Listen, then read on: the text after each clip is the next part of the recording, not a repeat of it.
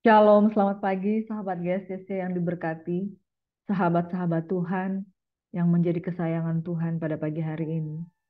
Mari buka hati kita pada pagi hari ini karena kuasa Roh Kudus yang melingkupi kita akan memberikan kita kekuatan. Bukan karena keperkasaan, bukan karena kekuatan, melainkan oleh karena Rohku firman Tuhan semesta alam. Sebab Tuhan tahu hidup kita yang fana ini kita tidak mampu, kita tidak kuat. Tetapi dalam pertolongan Tuhan, oleh karena rohnya yang kudus, keperkasaannya, kekuatannya, membuat kita ada pada pagi hari ini dengan kekuatan baru yang daripada Tuhan. Mari berdoa. Terima kasih Tuhan Yesus. Pagi hari yang diberkati ini kami datang dengan ucapan syukur. Dalam pertolongan Tuhan, kami buka hati kami angkat tangan kami. Ketidakmampuan kami, ketidaksanggupan kami, kebutaan kami Tuhan. Kami mau buka hati supaya oleh kuasa Roh Kudus-Mu Tuhan. Di pencurahan Roh Kudus di hari-hari yang terakhir, kami percaya kekuatan-Mu, kuasa-Mu melingkupi kami sehingga kami yang tidak mampu dimampukan. Di dalam nama Yesus Tuhan kami bersyukur, kami minta hikmat daripadamu Tuhan. Sehingga pengenalan akan Tuhan boleh kami rasakan, kami nikmati ketika kami datang duduk diam di kaki-Mu, membaca merenungkan firman Tuhan. Di dalam nama Yesus kami berdoa dan bersyukur. Haleluya. Amin. Sekali lagi selamat pagi, shalom sahabat GSIS yang diberkati oleh Tuhan Yesus Kristus. Bukan karena kuat, bukan karena gagah kita, melainkan Rohku firman Tuhan semesta alam. Tuhan menjadikan kita menjadi lebih daripada pemenang. Sebab firman Tuhan katakan di dalam Zakaria 4 ayat 6. Bukan dengan keperkasaan dan bukan dengan kekuatan, melainkan dengan Rohku firman Tuhan semesta alam. Siapakah engkau gunung yang besar? Di depan Serubabel, engkau menjadi tanah rata. Ia akan mengangkat batu utama, sedang orang bersorak, bagus, bagus sekali batu ini. Saudaraku yang diberkati oleh Tuhan Yesus Kristus, Bupati Yehuda, saudara, Serubabel bin Seltiel, telah dipilih Tuhan untuk membangun kembali rumahnya. Ketika dia merasa tidak sanggup, Tuhan katakan, bukankah aku yang mengerjakan bagimu? Bukan kekuatanmu, bukan keperkasaanmu, melainkan Rohku firman Tuhan semesta alam. Saudaraku, seringkali kita memikirkan betapa kita tidak mampu melakukan segala sesuatu itu. Tapi bukankah gunung batu yang ada di hadapan kita? Tuhan akan menjadikan tanah yang rata. Karena bukan kuat kita sendiri untuk mendorong masalah itu. Bukan gagah kita sendiri untuk mengeluarkan segala pergumulan dalam hidup kita. Tapi saudaraku, firman Tuhan katakan, keperkasaanku, rohku firman Tuhan semesta alam, itu akan mengerjakannya bagimu. Demikian firman Tuhan. Roh Kudus adalah penolong di dalam kehidupan kita. Dia adalah penolong dalam kesesakan, sangat-sangat terbukti, dan setiap orang yang berpegang kepada batu penjuru tidak pernah akan dikecewakan. Setiap orang yang berpegang kepada perintah Tuhan tidak pernah akan dikecewakan. Pagi hari ini ketika engkau datang dengan kelumpuhan rohani, Tuhan akan menghidupkan engkau kembali. Tulang-tulang kering itu akan diberikan urat-urat daging yang baru. Dan saudara yang terpuruk dan berbeban berat, Tuhan akan katakan, aku akan memberikan rohku diam di tengah-tengah kehidupan kamu. Saudaraku, kalau mau bersandar pada kekuatan sendiri, kita itu orang-orang yang udah menyerah, saudara. Orang-orang yang sudah meninggalkan Tuhan. Orang-orang yang tidak mengenal kasih karunia Tuhan. Tetapi Tuhan memberikan rohnya yang hidup di dalam kehidupan kita. Sebelum Adam dan Hawa jatuh ke dalam dosa, mereka adalah pribadi yang netral. Mereka tidak menerima eh, dosa atau apapun dalam kehidupan mereka, tetapi mereka pun belum memakan pohon kehidupan yang Tuhan sudah siapkan bagi mereka. Seandainya mereka memilih pohon kehidupan itu, mereka akan hidup selama-lamanya. Tetapi mereka memilih pohon pengetahuan yang baik dan yang jahat. Betapa seringnya manusia lebih memilih untuk memuaskan pengetahuan yang baik dan yang jahat. Karena dosa Adam dan Hawa. Mereka tidak mau makan dari pohon kehidupan. Pada waktu Adam dan Hawa jatuh ke dalam dosa, mereka memilih pohon pengetahuan dan yang baik dan yang jahat. Padahal Tuhan sudah perintahkan, jangan makan buah itu. Buah yang lain di tengah-tengah taman ini bisa kamu makan. Kenapa mereka tidak memilih pohon kehidupan? Mereka memilih pohon pengetahuan yang baik dan yang jahat. Sebab manusia seringkali memilih apa yang memuaskan logikanya, apa yang memuaskan pertanyaannya. Kenapa saya begini? Kenapa saya jatuh dalam dosa? Kenapa saya tidak mampu? Kenapa saya diposisikan di tempat ini? Manusia mengisi kepalanya, hatinya dengan pengetahuan untuk memuaskan keinginan tahunya kenapa saya ada dalam masalah. Tetapi dia tidak datang kepada sumber hidup, yaitu batu karang yang teguh, itu batu penjuru yaitu Yesus Kristus Tuhan. Ketika kita memilih untuk datang kepada pohon kehidupan, dan pohon kehidupan itu pada waktu Adam dan Hawa jatuh ke dalam dosa, langsung kerubim itu dengan pedang yang bernyala-nyala itu menutupi pohon kehidupan dan gak seorang pun bisa masuk. Dan mereka terusir keluar dari pohon Eden, dari Taman Eden. Mereka tidak bisa lagi mendekati pohon kehidupan. Tetapi saudara, ketika Yesus telah mati dan bangkit bagi kita, pintu kasih karunia Tuhan telah terbuka bagi kita. Pilihan untuk kita menikmati pohon kehidupan itu ada di hadapan kita saat ini. Jangan bersikap seperti Adam dan Hawa yang memuaskan keinginannya untuk mencari pengetahuan yang baik dan yang jahat saja. Memuaskan keinginannya dengan ilmu pengetahuan, dengan pertanyaan-pertanyaan yang mempertanyakan segala sesuatu di hadapan Tuhan. Tapi biarlah kita mendekati pohon kehidupan itu. Sebab ketika kita percaya kepada Tuhan, kita menerima rohnya yang hidup. Ketika kita menerima rohnya yang hidup, maka hidup kita yang telah mati kemudian dihidupkan di dalam iman anak Allah yang hidup. Saudaraku di dalam Tuhan Yesus Kristus, pagi hari ini engkau datang dengan berbeban berat.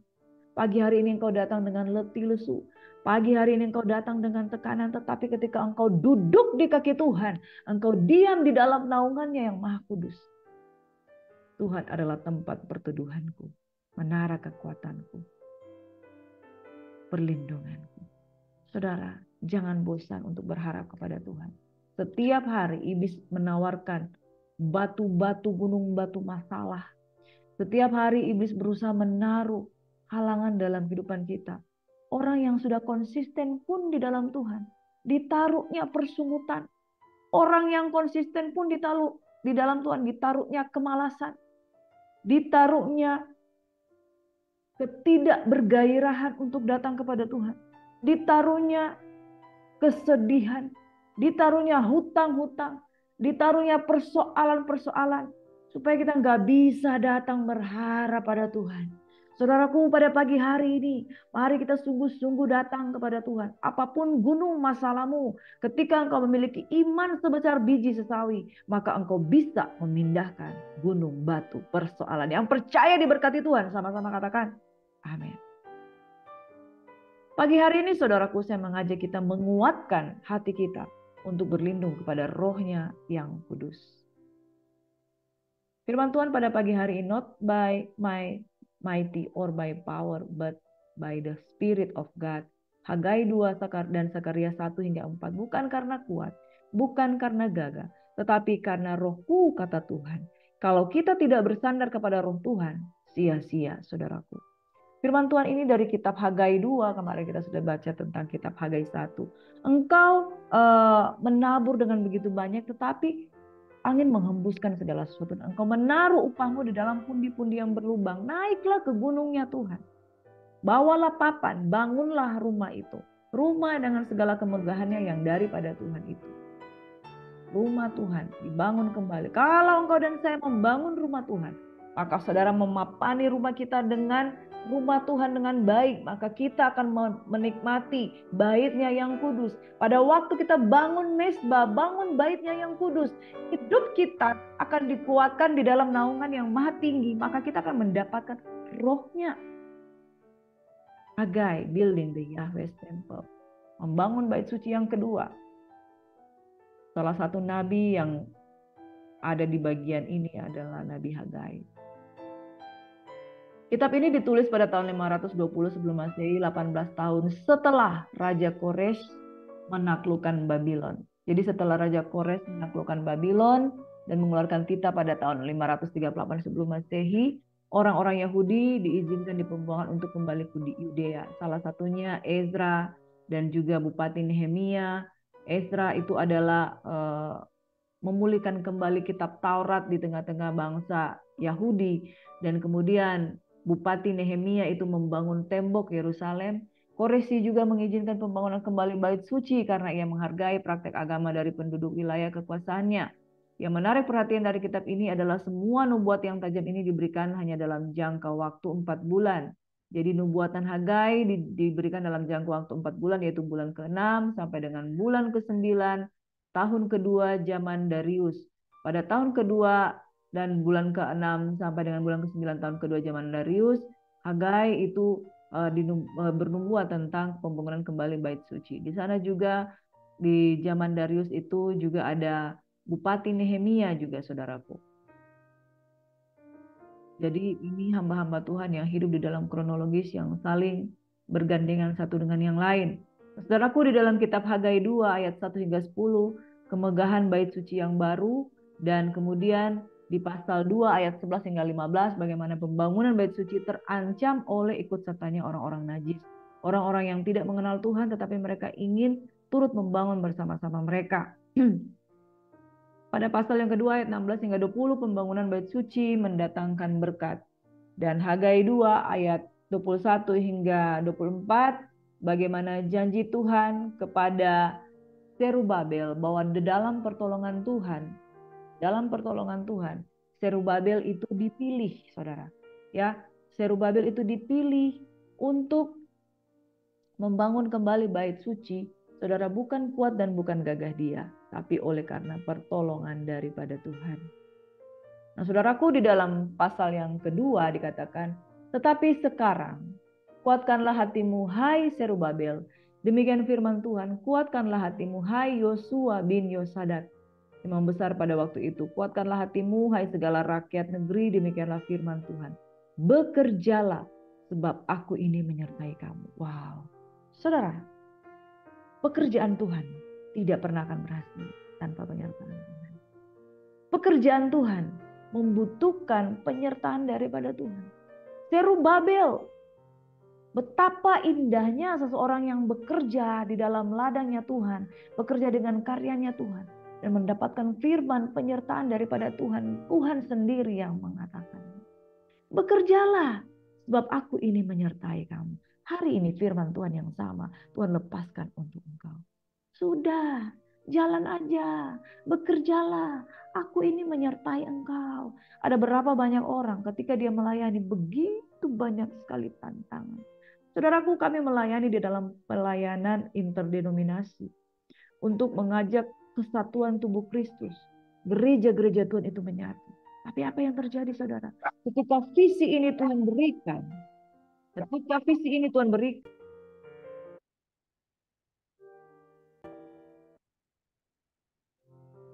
ketika kami mau bergerak dalam pelayanan interdenominasi dengan visi kesatuan tubuh Kristus dan visi untuk menyatu satu dengan yang lain, ada begitu banyak tantangan, saudaraku.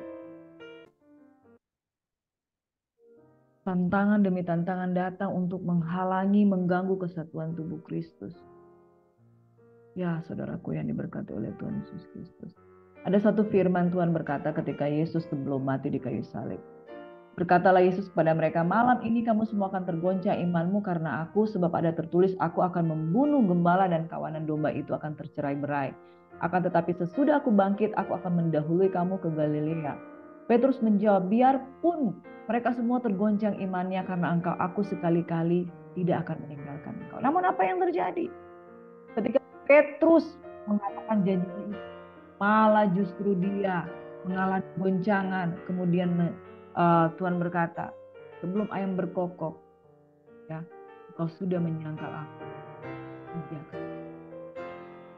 Saudaraku yang diberkati oleh Tuhan Yesus Kristus,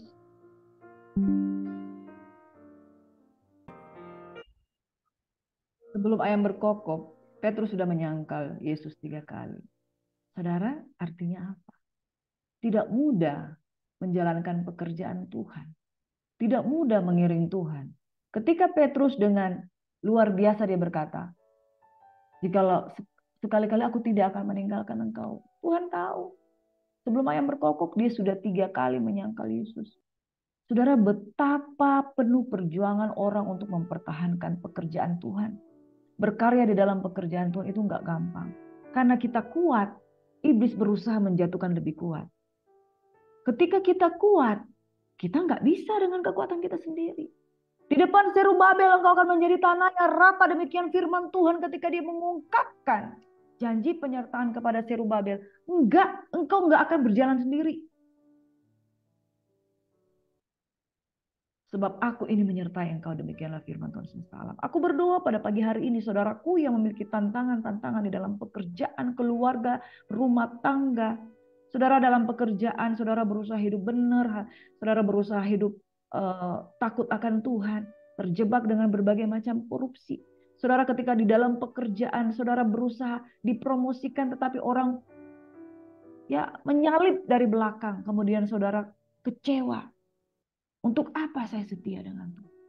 Ada banyak karya-karya yang benar yang kita lakukan, tetapi kemudian iblis berusaha menjatuhkan berbagai macam hal. Dari situ tekanan demi tekanan membuat kita, aku nggak kuat lagi. Akhirnya kita kompromi, akhirnya kita mudah menyerah, akhirnya kita menjadi tergoda untuk tidak mengandalkan Tuhan. Petrus mengalami itu, saudara. Dia katakan, sekalipun orang-orang meninggalkan, aku tidak akan meninggalkan engkau. Apa yang terjadi? Dia menyangkal Tuhan 3 kali, saudara. Bagaimana dengan kita? Di dalam pengiringan kita dengan Tuhan, berapa kali kita menyangkal kuasa Tuhan? Berapa kali kita menyangkal kemampuan Tuhan? Karena kita kecewa dengan suami, lalu kita mulai meninggalkan doa. Karena kita kecewa dengan suami, kita mulai meninggalkan kesetiaan kita dengan Tuhan. Karena kita kecewa dengan hamba-hamba Tuhan, kita kecewa dengan gereja Tuhan. Kita mungkin dari agama seberang, kita berkumpul, kemudian kita menjadi satu dengan kesatuan tubuh Kristus. Lalu kita mulai melihat manusia dan kita kecewa. Saudara, tenanglah dan diamlah. Aku ini menyertai engkau. Penghiburan daripada Tuhan berkata, aku ini menyertai engkau. Demikianlah firman Tuhan semesta alam sesuai dengan janji yang telah kuikat dengan kamu pada waktu kamu keluar dari Mesir.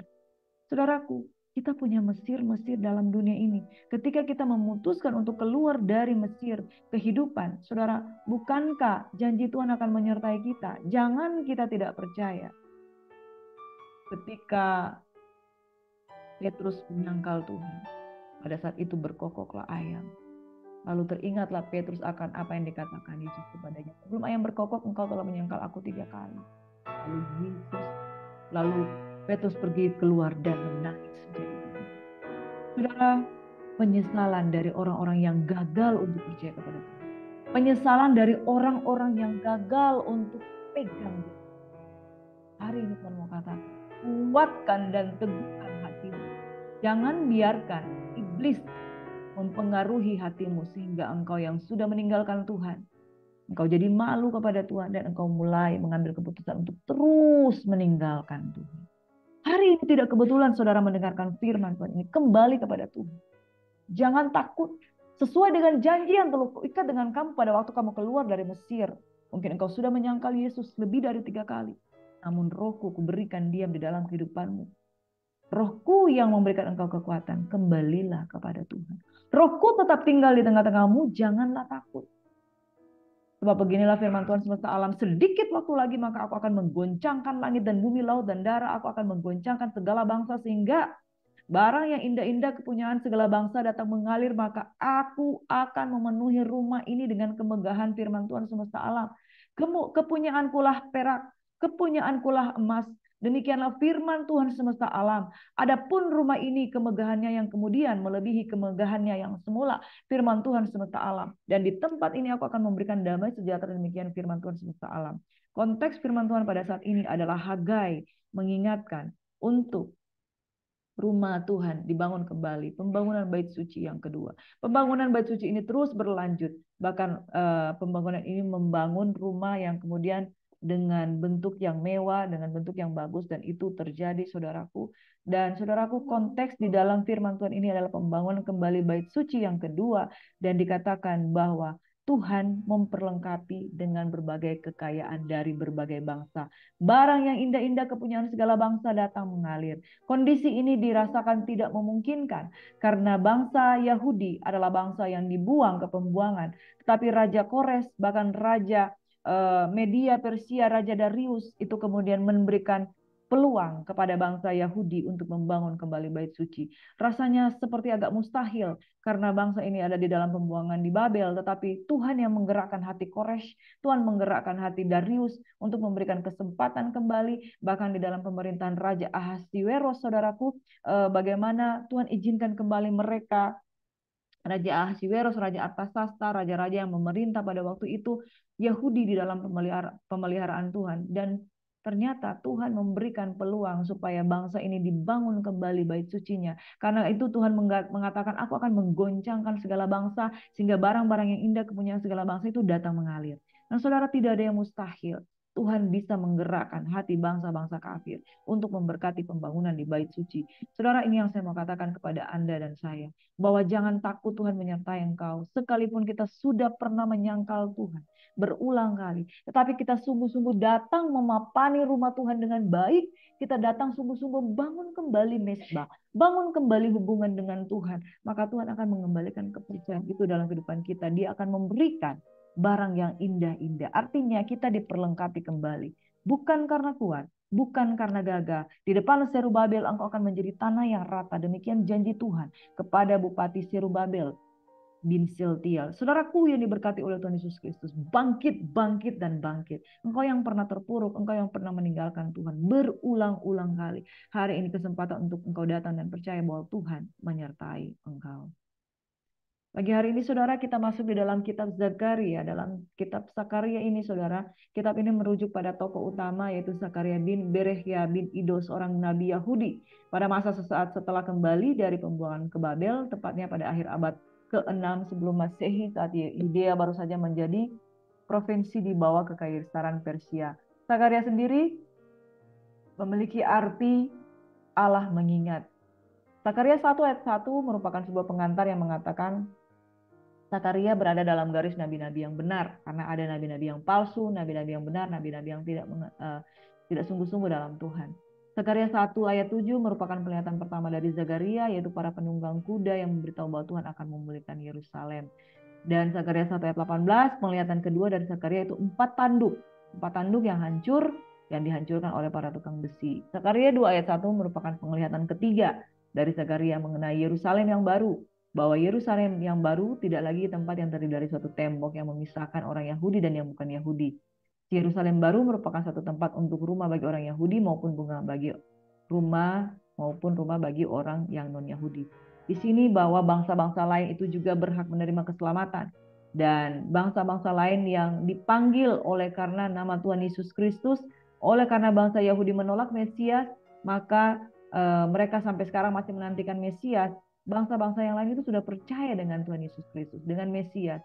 Makanya dengan nubuatan ini sudah digenapi bahwa orang Yahudi, orang non-Yahudi bisa datang kepada Tuhan. Orang bersunat, orang yang tidak bersunat itu bisa mengalami keselamatan di dalam Tuhan.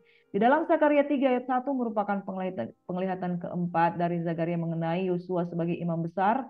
Di dalam penglihatan ini Yosua banyak dituduh oleh iblis, tapi Yosua ditanggalkan bajunya yang kotor, diberikan bajunya yang baru oleh Bapa di surga, oleh Tuhan. Saudaraku yang diberkati oleh Tuhan Yesus Kristus, posisi kita sama halnya seperti Imam Yosua yang kita datang ke Tuhan dengan tubuh yang kotor. Kita datang seperti Petrus yang sudah menyangkal 3 kali, bahkan lebih. Ada berapa banyak saudara di antara kita yang sudah gagal berulang-ulang dengan Tuhan, tapi Tuhan menggantikan jubah kita dengan jubah yang baru. Iblis menuduh Yosua, kita diintimidasi oleh iblis. Ketika kita mau datang, dia katakan kamu udah gak layak. Mending kamu teruskan aja dosa-dosa kita. Ada banyak orang tidak mau kembali lagi ke Tuhan karena dituduh iblis. Ketika posisi dia dituduh iblis, dia udah mengambil keputusan, ya udah, mending saya sudah tercebur di dalam lumpur, nyebur sekalian. Nah inilah kemalangan orang-orang yang di dalam Tuhan. Ketika orang di dalam posisi Petrus udah kadung malu, lebih baik kita terusin aja dosa-dosa kita. Kita udah menyangkal Yesus, kita udah malu datang kepada Tuhan. Orang-orang yang diintimidasi oleh rasa malu, oleh iblis. Seperti halnya Imam Yosua, dia datang dengan pakaian yang kotor. Tapi Tuhan berikan dia jubah yang baru, jubah yang indah, jubah yang penuh dengan kekudusan sehingga dia layak sebagai imam. Saudaraku, ini berbicara tentang kita, imamat yang rajani, yang sudah kotor dengan segala penyangkalan kita, yang sudah kotor datang kepada Tuhan. Kemudian kita datang dengan rasa berdosa. Orang-orang yang tinggal di dalam rasa berdosa ketika dia enggak mengatasi rasa malunya, dia meninggalkan hadirat Tuhan dengan rasa malu dan dia memilih, saya akan meneruskan dosa saya karena saya malu. Orang-orang yang malu di hadapan Tuhan, yang mau mendengar intimidasi iblis, akhirnya kemudian mundur perlahan-lahan. Saudaraku yang diberkati oleh Tuhan Yesus Kristus, jangan kita mau diintimidasi iblis, jangan kita mau dituduh oleh iblis, tetapi datang seperti imam besar Yosua yang kemudian diberikan jubah yang baru, yang menggantikan jubah yang lama. Saudara, di dalam Zakaria 4 ayat 1, penglihatan kelima dari Zakaria, kandil emas yang berhiaskan 2 pohon, dan bagaimana Tuhan menguatkan Zerubabel melalui nubuatan Nabi Zakaria. Kita belajar firman Tuhan ini bersama-sama.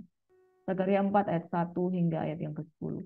Datanglah kembali malaikat yang berbicara dengan aku itu, lalu dibangunkannya aku seperti seorang yang dibangunkan dari tidurnya.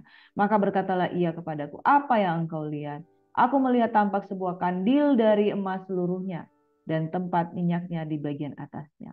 Kandil itu ada 7 pelitanya dan 7 corot pada masing-masing pelita yang ada di bagian atasnya. Dan pohon zaitun ada terukir padanya, 1 di sebelah kanan tempat minyak itu dan 1 di sebelah kirinya. Lalu berbicaralah aku, katanya, kepada malaikat yang berbicara dengan aku itu. Apakah artinya semuanya ini, Tuanku? Maka berbicaralah malaikat yang berbicara dengan aku itu, katanya kepadaku, tidakkah engkau tahu apa artinya semuanya ini? Jawabku, tidak, Tuanku. Maka berbicaralah ia, katanya, inilah firman Tuhan kepada Zerubabel bunyinya, bukan dengan keperkasaan dan bukan dengan kekuatan, melainkan dengan Rohku, firman Tuhan semesta alam. Siapakah engkau, gunung yang besar? Di depan Zerubabel engkau akan menjadi tanah rata.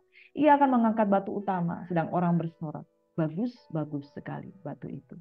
Saudara, ketika Zakaria mendapat penglihatan tentang sebuah kandil, 7 pelita ada di atasnya, berbicara tentang kaki Dian. Kaki Dian yang menyala, yang ada pelita di atasnya 7. Berbicara tentang 7 roh Tuhan. 7 roh Tuhan yang bernyala-nyala, yang Tuhan berikan. Tuhan berikan untuk menyertai bangsa Yahudi. Saudaraku yang diberkati oleh Tuhan Yesus Kristus, hari ini saya mau katakan, not by my power, not by might, not by power, but my spirit. Bukan oleh karena kekuatan, bukan karena kekuatan, tapi Tuhan punya roh itu yang bernyala-nyala. Dengan kandil yang 7 menyalakan api, api sempurna, tanda bahwa 7 roh Allah yang bernyala-nyala itu ada di dalam kehidupan kita. Saudaraku, tidak mudah untuk melakukan pekerjaan Tuhan. Makanya jangan biarkan kaki Dian itu diangkat dari dalam hidup kita. Di dalam pelayanan, kalau kaki Dian itu sudah diangkat dari dalam kehidupan kita, karunia-karunia roh udah tidak ada, kuasa Roh Kudus sudah tidak ada, disitulah kematian roh kita. Kematian roh kita di mana kita tidak akan mampu berbuat apa-apa kalau Tuhan sudah menarik rohnya kembali. Makanya saudara, jangan mendukakan Roh Kudus. Ketika Petrus menyangkal Yesus 3 kali, dia menangis sejadi-jadinya. Tapi yang luar biasa di sini keputusannya adalah menyesal. Keputusan yang luar biasa. Ketika dia sudah dikuatkan kembali, ketika dia ketemu dengan Yesus yang sudah dengan tubuh kemuliaan yang sudah dibangkitkan, Yesus memberi pesan kepada 11 orang murid dan murid-muridnya yang lain untuk menantikan janji Bapa. Pada kisah para rasul, kisah Rasul 1 ayat 4 hingga ayat yang ke-7, nantikan janji Bapa. Tuhan akan mencurahkan rohnya. Maka rohnya akan turun di atas kamu. Maka kamu akan menjadi saksiku Yerusalem, Yudea, Samaria sampai ke ujung bumi. Apa yang Petrus lakukan? Bersama dengan sahabat-sahabatnya. 120 orang murid-murid yang lain. Mereka menunggu di kaki Tuhan. Kemudian mereka mendapatkan janji Bapa. Dari 11 orang murid, saudaraku. Murid yang ke-12, Yudas yang sudah menjual Yesus. Dia menjual tanpa pengertian karena yang dia inginkan adalah cuan, 30 keping perak. Tapi dia kemudian menyesal. Penyesalannya yang mengenaskan adalah dia membunuh. Dia membuang 30 keping perak itu menjadi uang darah. Kemudian uang itu dibelikan menjadi beli tanah oleh para imam-imam yang mereka mendapatkan kembali uang ke 30 keping perak itu. Dan Yudas mengambil keputusan yang fatal adalah bunuh diri. Orang-orang percaya, orang-orang Kristen, ketika tuduhan iblis datang kepada dia, ketika engkau membutuhkan pemulihan, engkau menyesal, datang ke Tuhan dan nantikan janji Bapa, itu Rohnya yang kudus. Jangan seperti Yudas. Engkau menyesal, tapi penyesalanmu engkau bunuh diri.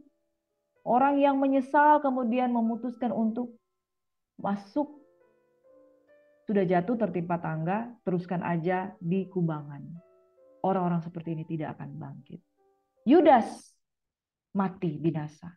Tapi Petrus yang menyangkal Yesus, dia memutuskan untuk kembali menantikan janji Bapa dan menerima kekuatan dari Tuhan. Petrus bertobat, 3.000 orang bertobat karena khotbah Petrus setelah dia menerima Roh Kudus. Kalau roh itu datang di dalam kehidupan kita, bukan kuat, bukan gagah, melainkan rohku, firman Tuhan semesta alam. Buka hatimu, saudara. Pada pagi hari ini terima roh Tuhan.